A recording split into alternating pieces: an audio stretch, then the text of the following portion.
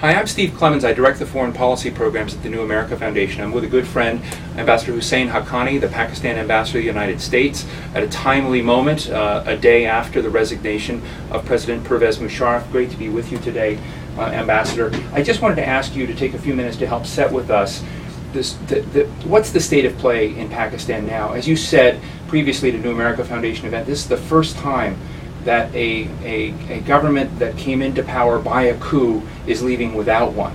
Can you help us understand what's happening with democracy, with stability as we look forward? Well, the most important thing to understand is that the Pakistani people went to the polls on February 18th and elected leaders who now are working together, negotiating with one another, disagreeing occasionally, but agreed on one point, and that is that Pakistan's constitution should retain its supremacy, that the era of military coups should be put behind us, and that Pakistan should try and become a democracy under rule of law. And where's the army in all of this? And the army has decided that it is going to pull out of politics, and it has scrupulously done so since the beginning of the year.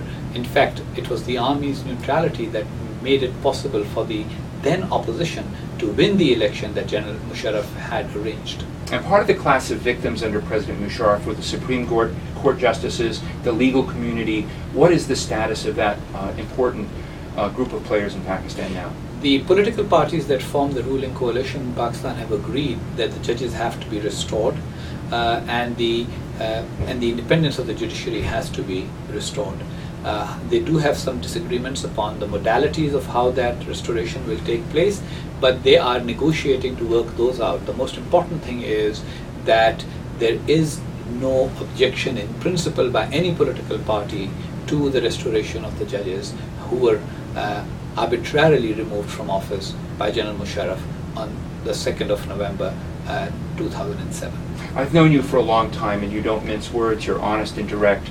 I know I'd like to hear from what you think is ahead of us when it comes to issues in the tribal regions, when it comes to issues of relations with Afghanistan, which are so important in terms of dealing with that, and how you think the U.S.-Pakistan relationship will evolve from this point. Well, Pakistan's new elected government is totally committed to having a friendly relationship with the government of Afghanistan. The era of suspicion of Afghanistan is over. We would like to work with them. We would like to bring terrorism to an end, which is a nuisance both for Afghanistan and Pakistan, and also for the United States. The government's desire is that there should be a cooperative relationship between Pakistan, the United States, NATO, and Afghanistan to ensure that the areas that form the border between Pakistan and Afghanistan, which is a mountainous border of about 1,500 miles and is a very complex region historically, that area does not become in any way a home to extremists who can engage in terrorism in Pakistan, in Afghanistan, or around the world.